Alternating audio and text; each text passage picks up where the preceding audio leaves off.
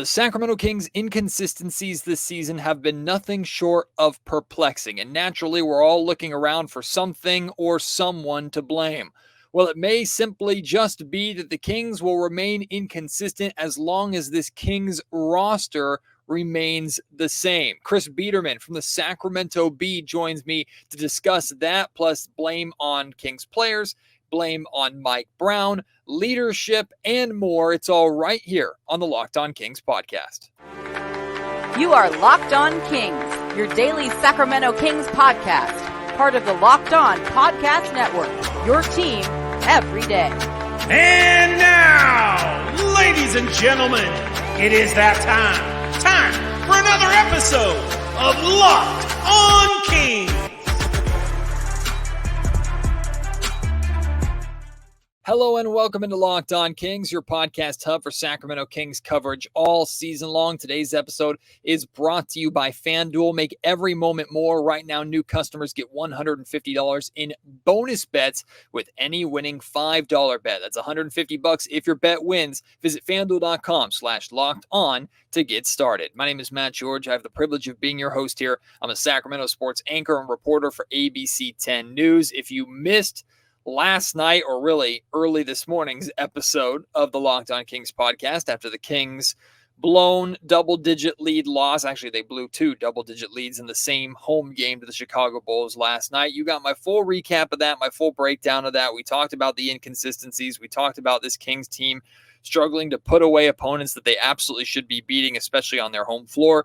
We talked about this Kings team struggling with maintaining leads and why they go away from what's been working and why they aren't able to hold on to leads as well as they should.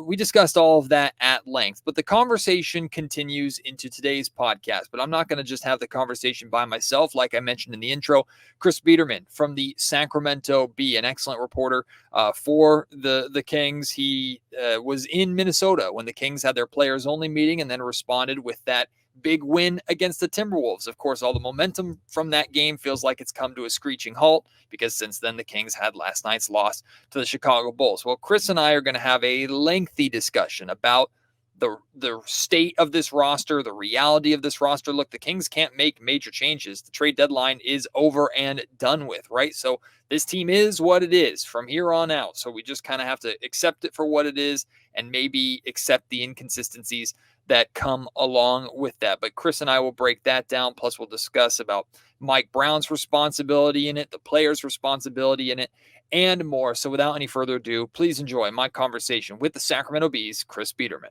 Unfortunately, Chris Biderman, I think we're making this a regular occurrence to have you on after a confusing Sacramento Kings loss. It certainly isn't the first time this season that this has happened, but I'm happy that you're here. Chris Biderman from the Sacramento Bee, also one of the hosts of the Candlestick Chronicles podcast for you 49ers fans out there.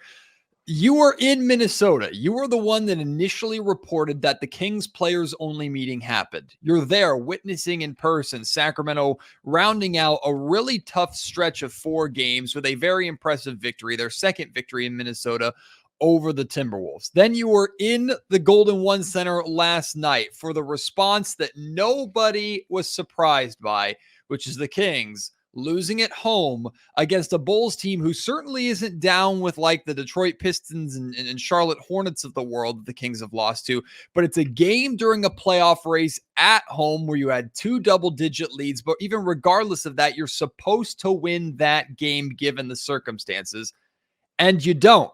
So what do you make of this? I mean, these ups and downs, these great wins and confusing losses, especially blowing double-digit leads at home now, which is really becoming a trend. What do you make of this Kings team and their consistency in the wrong way? Yeah, I think that, and again, thanks for having me. Of course, I was a little surprised you still wanted to have me on after the Kings blew that lead to the Bulls. I needed someone to talk to.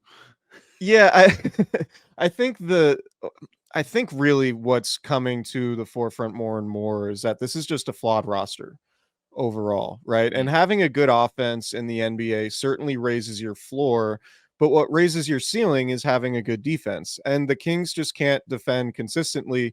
And the way the roster is constructed, they're going to have a really hard time defending consistently. And one thing I'd point to is, outside of Keegan Murray and Harrison Barnes, the Kings don't have any wings of size that you feel comfortable being out there defending. So in essence, off the bench, aside from Trey Lyles, who is, more of a power forward and sometimes a small ball 5, you don't have somebody who can come off the bench and credibly guard, DeMar DeRozan or Kobe White, right? Like, you have a lot of small guards. You have Kevin Huerter, who's forced to play the 3 a lot, and he's not anybody that the league views as an elite defensive player at this point. So you have a coach in Mike Brown who really prioritizes defense and physicality, and a roster that doesn't defend all that well and doesn't play with a whole lot of physicality. And it's anchored by Domantas Sabonis, who, as great as he is offensively, has plenty of shortcomings when it comes to the defensive end.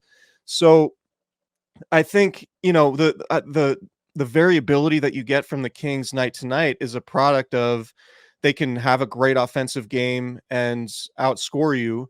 But if they aren't having a great offensive game, then they're a pretty beatable team because you can score against them. And, when you look at the way opponents play the Kings, they're always attacking the paint. There is no hesitancy from any of the better guards in the league about attacking the paint. And it causes, help defense to collapse. And then you have 3-point shooters open on the perimeter that guys can spray to. And it's just kind of a domino effect of, I think on-ball defense isn't very good. I think help defense isn't very good. And that's probably why the Kings have been the worst team in the league in defending the 3.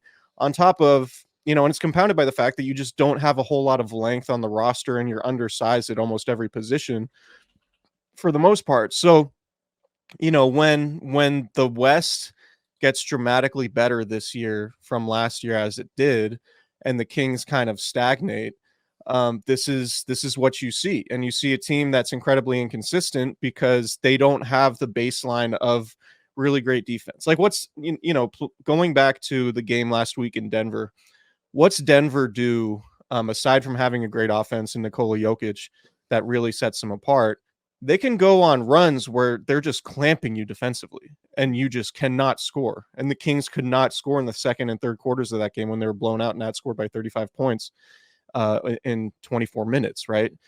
They can generate runs with their defense, and we've never consistently seen the Kings generate runs with great stellar defense. And, the most encouraging wins that they've had, as encouraging as Friday in Minnesota was, and as encouraging as the previous Sunday against the LA Clippers was, the Clippers didn't have Paul George in that game.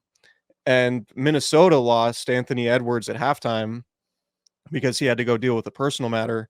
And he didn't finish that game in, the second half in overtime, obviously. So, not to take anything away from those wins, because a win's a win and you'll take them. But like at some point, you have to look at this Kings roster and say, fundamentally, it's pretty flawed, particularly given what Mike Brown wants to be, which is a team that can defend and dial up the defense at any point. Because ultimately, you look at all the contending teams in either conference, they all have a certain level they can get to defensively, and the Kings just can't get to that level.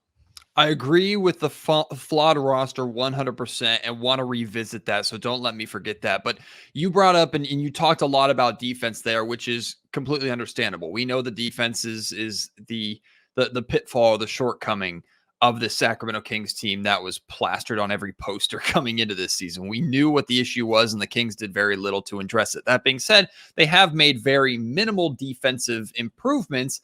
My concern, believe it or not, Chris, is on the offensive side, because De'Aaron brought up defense last night after the blown loss. Mike Brown, to some extent, brought up defense after the blown loss. Mike Brown also talked about 3-point shooting last night and how the Kings shied away from 3-point shots.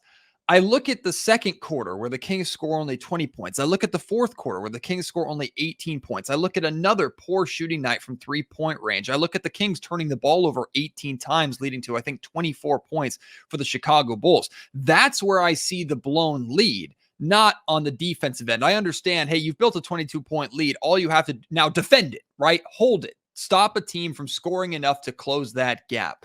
But to me, going back to kind of the fundamentally flawed roster, Sacramento's strengths continue to be on the offensive side of the ball, or at least they're supposed to be.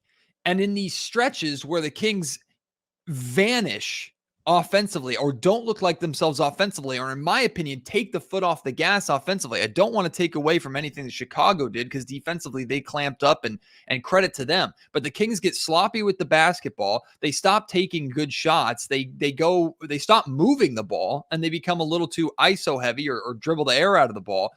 It's where this team is fundamentally supposed to be their best that I feel they have come up short the most, especially at home. And you look at a game like last night, it's not that the Chicago Bulls suddenly started torching the Kings on the defensive end because the Bulls only hit 11-3, shot like 34% from three-point range. So it's not like the Bulls all of a sudden started shooting lights out, and that's why they got back into the game, because the Kings couldn't defend the perimeter like normal. It was that the Kings offensively slowed down, and that's where both of these leads disappeared. So what do you make of that? The balance of the fundamental flaws on defense that is holding this team back versus offensively, this team goes through these lulls, and that I think is just as responsible for these losses. Yeah, I agree with you. I think that's a good point. And look, this isn't, I mean, you and I have had a lot of conversations about Domantas Sabonis, but so I don't necessarily want to rehash those on your podcast here with you. But one thing I think is very apparent about the Kings offensively is they're kind of one note, right? Like they are incredibly reliant on the dribble handoff game. Mm-hmm. And if they aren't doing a dribble handoff with Domantas, or doing pick and roll Malik Monk and Domantas Sabonis, they don't have a whole lot of options. They don't have a lot of creators, right? Malik Monk and De'Aaron Fox are the only guys on the team who can consistently create their own shot.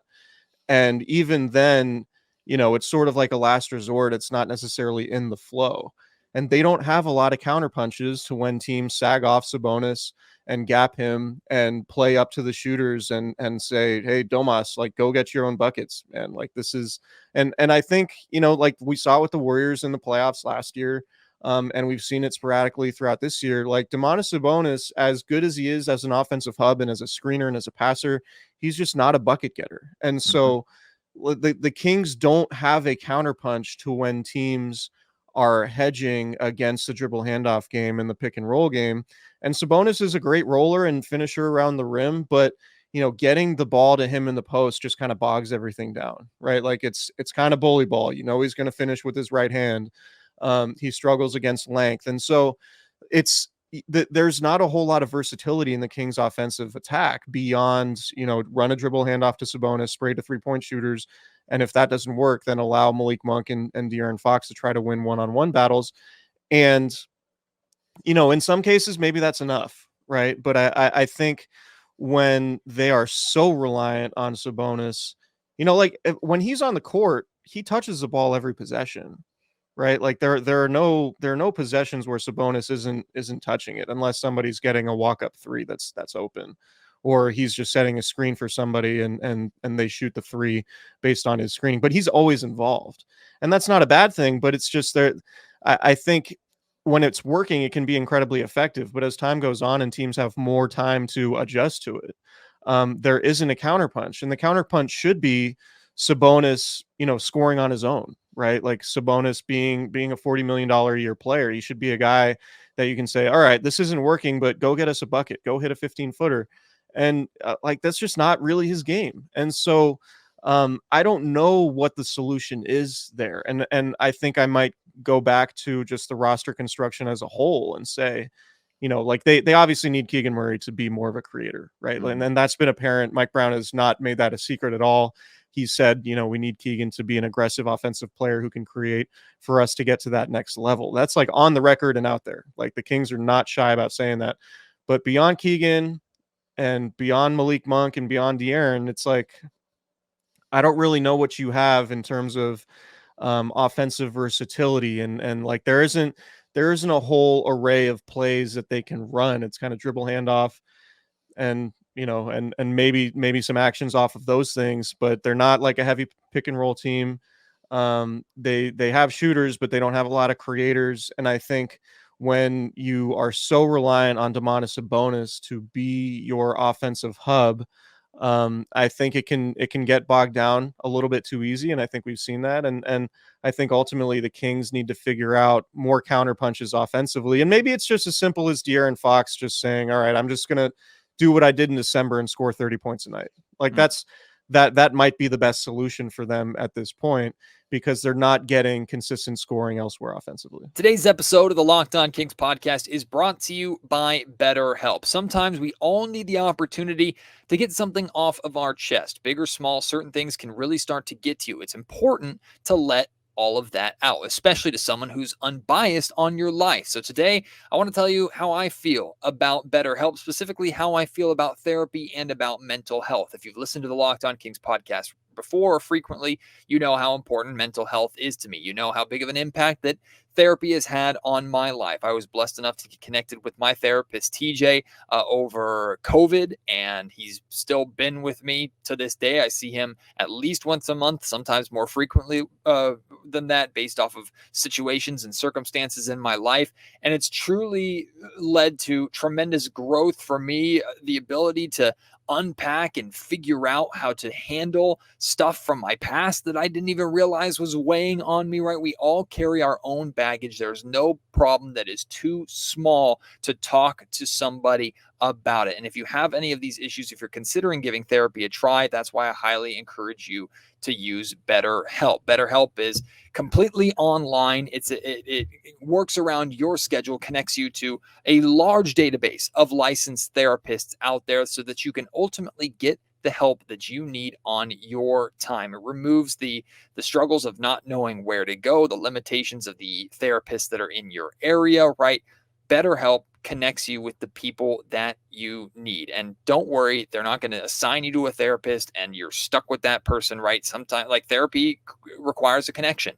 If that therapist that you get connected to initially, you're not really vibing with, or just doesn't work out, don't worry, you can switch for no additional cost. Therapy can be important and beneficial for everyone. Most of us has bigger problems than just our favorite sports team and their perplexing losses, like last night against the Chicago Bulls. If you're thinking of giving therapy a try BetterHelp. It's entirely online, designed to be flexible and suited to your schedule. Visit BetterHelp.com/LockedOnNBA. Get 10% off of your first month. That's BetterHelp, HELP.com/LockedOnNBA. I have two questions for you regarding Mike Brown, and it kind of falls under the same umbrella of where to place the blame. I am more team Brown than I am team this roster, because Mike has been there, done that before, right? He knows what it actually takes to win a championship. So when he says being the Mike D'Antoni offensive team that flames out, and he didn't say Mike directly, but we can assume, like being the team that scores a lot of points but flames out in the second round of the playoffs every single year. He said he has no interest in being that. He knows defensively improvement on that side. What he's demanding of this team is what it takes to start building or climbing the ladder towards being a legitimate contender. So I trust him in that. That being said, like we've talked about a lot already, your roster is your roster. And his job, while trying to lay the foundation for the guys that he believes are going to be around going forward, you also have to make the most of the talent that is in front of you. And I do feel maybe too much over the course of this season that Mike, in the emphasis of improving in certain areas, has not necessarily put a guy like Kevin Huerter or some of his guys that are more offensively gifted in the positions to succeed or to make the most impact, at least short term, for the Kings this season. Now, I think Mike has sent a crystal clear message to the front office all season long in his sporadic rotations, right? He has basically said nobody has separated themselves from the pack. He's got 4 guys, his core 4, that he trusts. And everybody else is like, some nights they'll give him something, some nights they won't. And their playing time reflects that.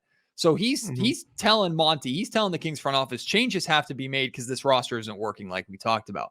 But how much should we also look at Mike and go, I get you have ambitions, I get you have big goals, but this season right now, your roster is your roster. Use them better.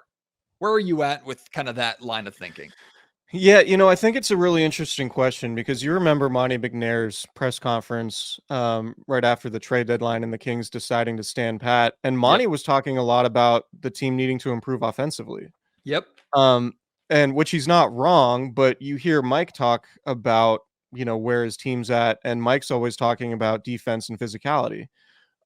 So I don't know that there's necessarily a disagreement in philosophy there, but it seems like a pretty interesting dichotomy in terms of the way, two of the most important people in the organization are talking about what they need to do to get better.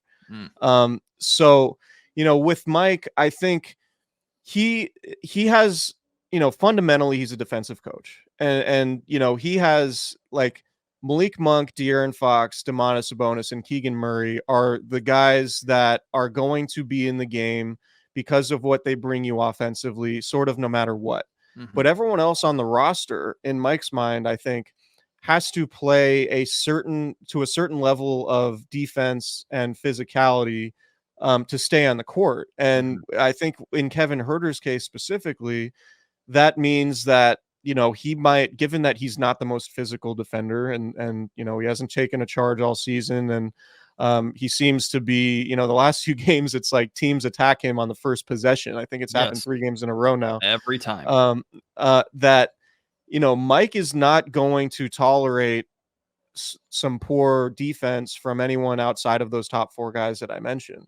So for somebody like Kevin Huerter, who's very much a rhythm player offensively, him getting in rhythm is either going to be like you have to make 3 threes in the first quarter or something, or play lockdown defense. And if you're not playing lockdown defense and you miss a couple shots, like I understand why Huerter would be frustrated, and why Mike, and I also understand why Mike would have a short leash. But the problem is when your answers beyond Kevin Huerter, and Chris Duarte is a fine player, but he's still 6'3", 6'4", maybe, right? Malik Monk's a small guard.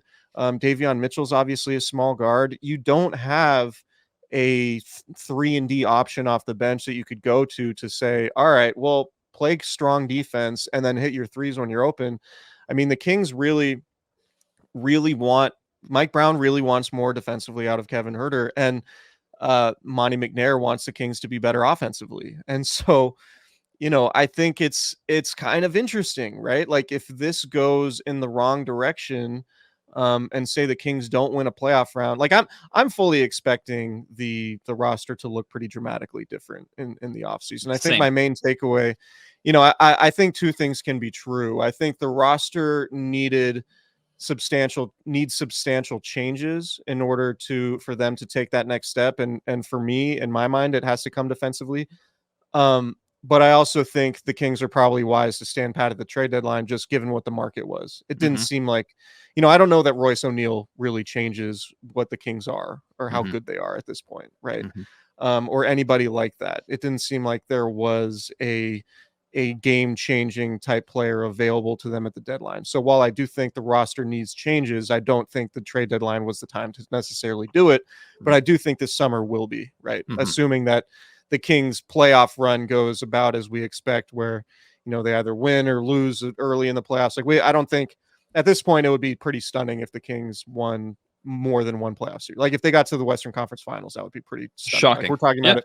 We're talking about a team that's fighting to stay out of the play-in right now, right? So when it comes to the dichotomy or the balance that Mike Brown's trying to find, I think that's part of the battle. I think that's really sort of the battle that's underscoring the Kings' inconsistency, is like, what's the balance between being willing to play some guys who aren't that good defensively with trying to find offensive rhythm. And I think Kevin Huerter is the guy who's at the crux of that. It's, Kevin Huerter won the Kings a lot of games last year because he would make 5 threes and, out efficiently on 8 attempts. And then he would also have stretches, a month long, 6 weeks long, where he would shoot 20% from 3.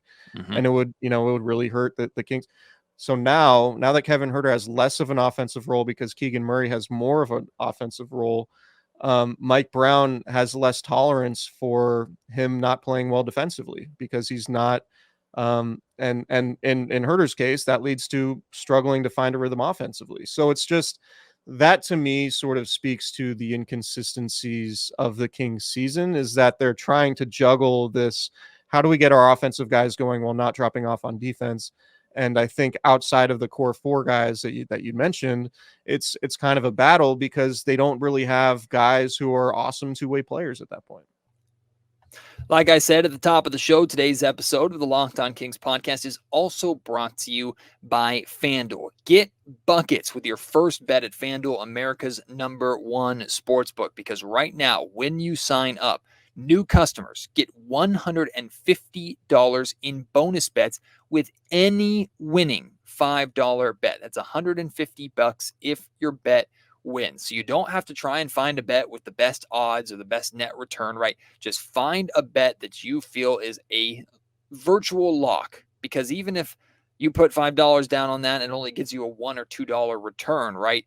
That doesn't really matter, because what matters is the $150 worth of bonus bets that you'll get on top of that really small return. And then you can use that $150 to really use and play what FanDuel has to offer, from quick bets to live same game parlays, exclusive props, and more. Of course, future bets and NBA award bets. If you're interested in betting on Malik Monk to win Sixth Man of the Year, I hope you took that bet earlier this season when he was like third or fourth on that odds list, because right now he's #1, and I think it's his award to win. Just visit FanDuel.com/locked on and shoot your shot. FanDuel, official sportsbook partner of the NBA.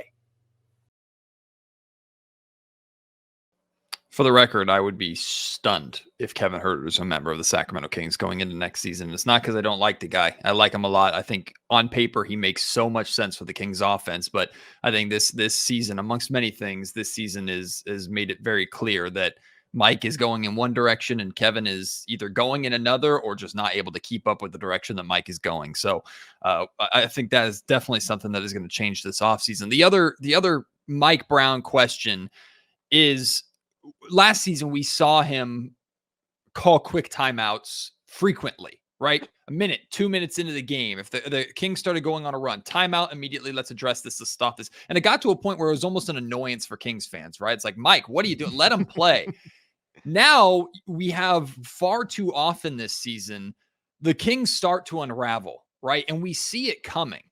And I know these players feel it. I know the coaches feel it. Everybody in the Golden One Center last night was going, here we go again, during that fourth quarter collapse where the Bulls came back and won. It's happened way too many times this season. And unfortunately, more often than not, it's happening on your home floor, which is extra inexcusable.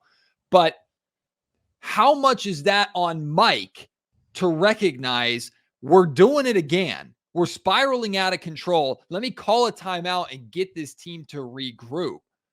Or do we subscribe to another philosophy that Mike has been very vocal about, which is these guys need to figure it out, right? It needs to come from the players too. You reported the players only meeting. It's great that Trey Lyles calls this meeting and the players get together and recognize what's going wrong and preach accountability. And apparently Keegan Murray spoke up a lot. Like, that's awesome to have in between games.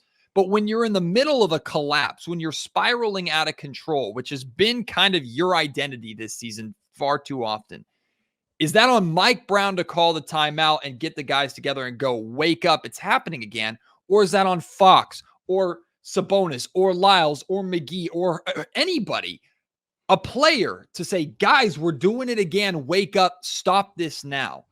Because somebody needs to step up in that moment, because it's happening too often. Yeah, I think when the Kings signed Malik Monk last offseason or 2 off seasons ago, I don't think that you or I could have predicted that he would be sort of the guy most willing to light up his teammates on the bench in a timeout scenario, right? But that's kind of what it is, and it speaks to, De'Aaron Fox is not like a vocal rah-rah leader. We see him get emotional at times during games, but he's not somebody who's going to light up his teammates or, speak during a timeout or and I don't think Domantas Sabonis really is either. I know he talks to his teammates a lot, but I don't know that he's necessarily the type of rah-rah vocal leader guy either that guys turn to. So I don't know if this is a roster. if this is a roster thing and maybe they need a vet who's willing to light them up when they need it. But I also think there's a dynamic at play too, where last year Mike Brown's obviously instilling his culture, and it's the first year of his tenure, and he's coaching those guys up and trying to send a consistent message. I know one thing that he battles with, because you're in a lot of these press conferences and he's preaching the same things over and over again to the media. Like if you're on that bench or in that locker room, at a certain point, a coach's message is going to get stale. And so if Mike, I could imagine, like, and I don't know this for a fact, I haven't had this conversation with anybody with the Kings about this, but now that you bring it up, I do think it's a good point. Like, does a message get stale if you're calling timeouts and say, hey guys, we got to play with more physicality, or hey guys, we got to stop ball penetrators from getting into the lane, right? Like we got to stop, we got to close out on 3-point shooters better, and we got to lead with our chest and do all that. Like I wonder about, sort of balancing the idea of like, all right, let's stop their momentum versus let me say this thing to the team that I've said hundreds and hundreds of times already. Right. Like I think that's kind of an interesting to deal with, and a delicate balance to try striking. But no, I think, the big thing, and Mike was so, I'm sure you saw the video of his press conference after the game in Minnesota. He was so thrilled that the players took ownership and accountability and had that team meeting and sort of, aired everything out and said, this is, we gotta get going. Like we can't have these lapses like we've had all season. Mike was thrilled with that. And I think that's one thing he said, even going back to last year after the playoff series against the Warriors, was like, we need our best guys to be our best guys, both from a consistency standpoint and from a culture setting standpoint. And I don't know that they've necessarily gotten that. Like, I don't know if it's ever going to be within De'Aaron Fox's personality to hold his own team meeting and say, like, look, guys, like, this is the standard. He's kind of a guy who, right or wrong, goes about his business, doesn't have a lot to say. He talks about being easy to coach, and not that that's a bad thing by any means, but he's not somebody who's going to challenge Mike on a whole lot. Whereas, Malik Monk is sort of the guy, that the vocal, quote unquote, vocal leader on the team. And JaVale McGee too. Like JaVale McGee he was brought in to be that sort of veteran voice. You guys, he's the guy that during the pregame huddle before they come out of the locker room in the tunnel, who's hyping the team up. And that's sort of, what his role's been, as sort of the veteran voice. But I think they might need it more from their stars. They might need those guys to put their foot down and be the type that say, like, hey man, they're on a run. Like, it's on us to stop their run. It's not on us to just kind of sulk and have bad body language and allow the opponent to come into our own building and take advantage of us. Like, they need to be more forceful. I think from a personality perspective, I think that's a fair criticism of your star players when your team is as sporadic as this, because there are a lot of guys who just say, like, yeah, this isn't happening on our home floor. This is just, it's not happening. And there's a certain willpower to that.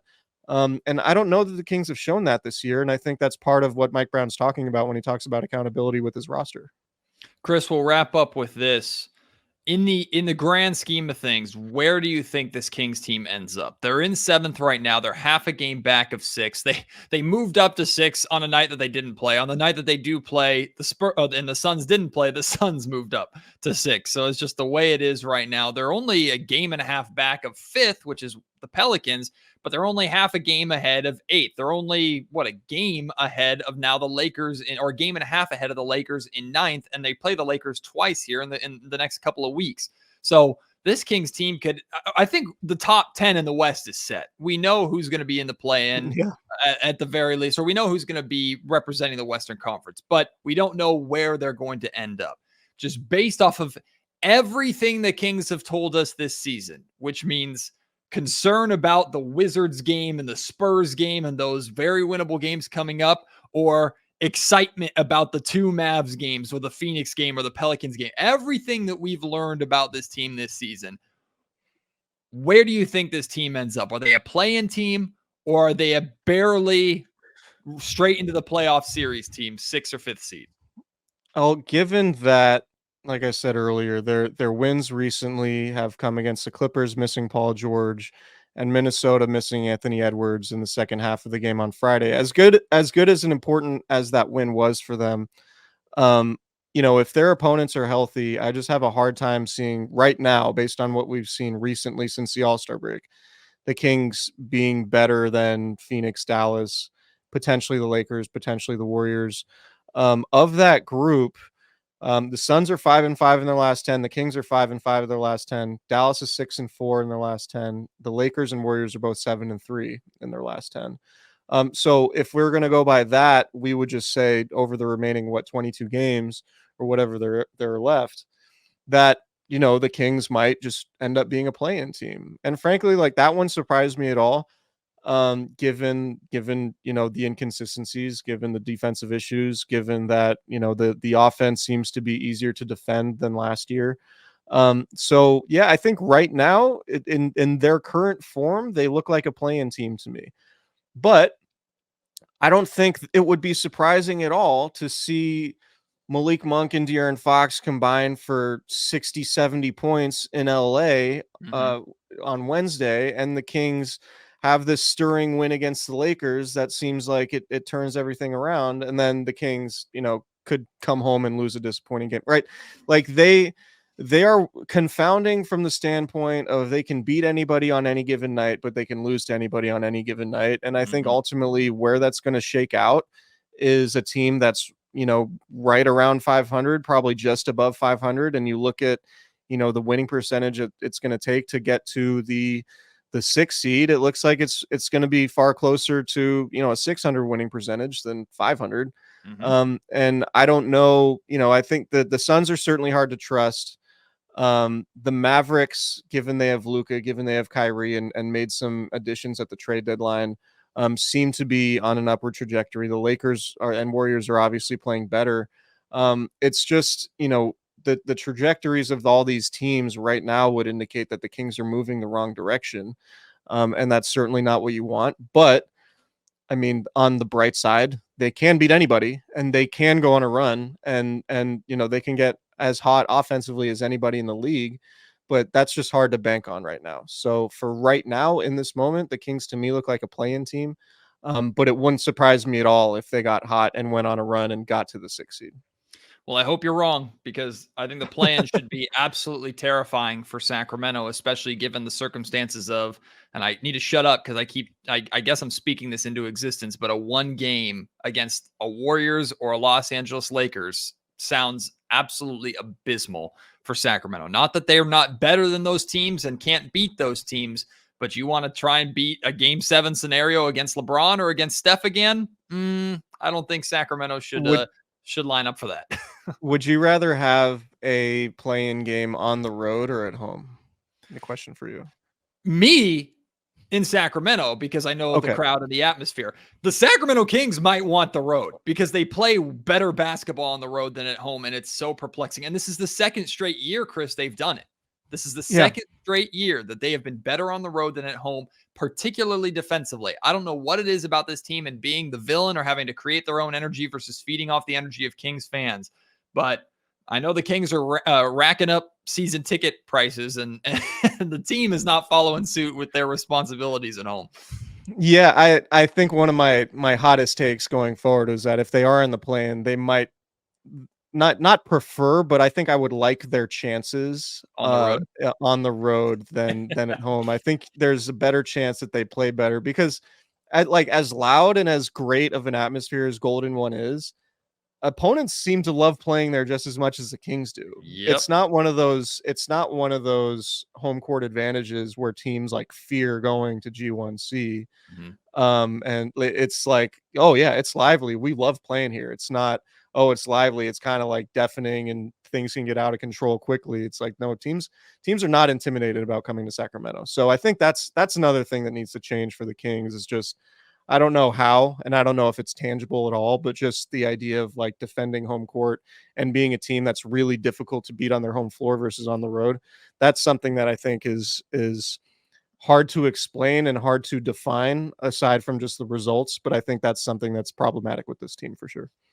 Well, Chris, we'll see how the Kings respond on Wednesday. Like you said, it wouldn't surprise me at all if they get a big win in Los Angeles, and then everybody is looking at that Thursday Spurs game at home and is absolutely terrified. That's just what the Kings have done to this fan base, not just over the last 16 plus years, but really this season, if anything. Well, you've done an excellent job covering the team this year. I know that's going to continue, hopefully, into the playoffs. This will not be the last time that we have you on the Locked On Kings podcast before we get to that point or amongst that point. So I really appreciate you coming on. Thanks for being a guest as always. Excellent work reporting down there in Minnesota. Glad you survived the cold. Even though it was a blizzard here in California while you were in Minnesota, which makes no sense, but hey, whatever, weather doesn't care. Well, I appreciate you for having me. In Minnesota, it was like 50 degrees. People were walking around downtown like it was summertime. It was hilarious. Stupid. Weather doesn't care. But hey, the Kings got the victory. That's all that matters. And at this point, maybe Kings fans would rather the Kings play every single game in Target Center and not come home at this point based off of how this team is playing. But sure. Chris, I appreciate you, my man. Thanks for doing this. Thanks for having me as always. Appreciate you, bud.